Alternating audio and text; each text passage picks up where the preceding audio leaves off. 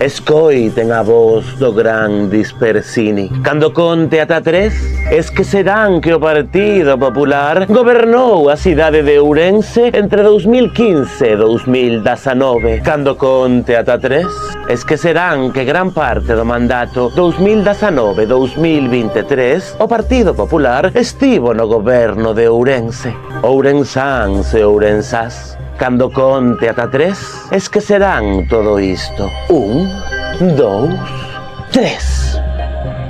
Ya está, Jorge, xa podes falar no pleno. Aínda que non facía falta isto, A xente ten moi mala memoria. Por cierto, pinta de inteligente no tiene el presentador. Lo medible no es opinable. Grazas. O senador por designación autonómica e líder do Partido Popular, eu isto non o vexo de verdade. Sí, sei que o de saírse en pantalóns no último vídeo foi un éxito, pero máis de 12.000 reproduccións nunha semana. Non vos parece que isto xa é pasarse un pouco? Sí, sei que a carne vende, pero...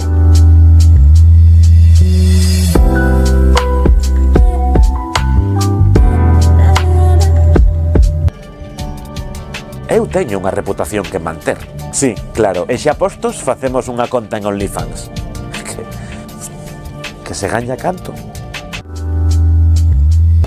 O achado desta conspiración debemos yo en exclusiva o Servizo de Intelixencia da Alcaldía de Ourense. Unha sorte de Xestapo de Chichinabo que se fixo co programa Pegasus para realizar escoitas con autorización xudicial do que se dixo na reunión clandestina. Unha reunión clandestina na que empregaron altofalantes. Os pobres non dan para máis. Son como o alcalde de Ourense enfrontándose a un procedimento administrativo. Estos dictadores pretenden que el concello contrate los eventos de sus amigos, aunque no haya apenas público.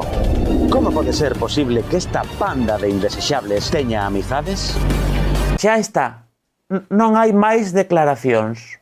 Es alcalde da túa cidade desde hai máis de 3 anos? Non sabes que facer para contratar a Orquestra Panorama por 15ª vez? O procedimento administrativo faise che bola? Noticias Dispersas está aquí para axudar.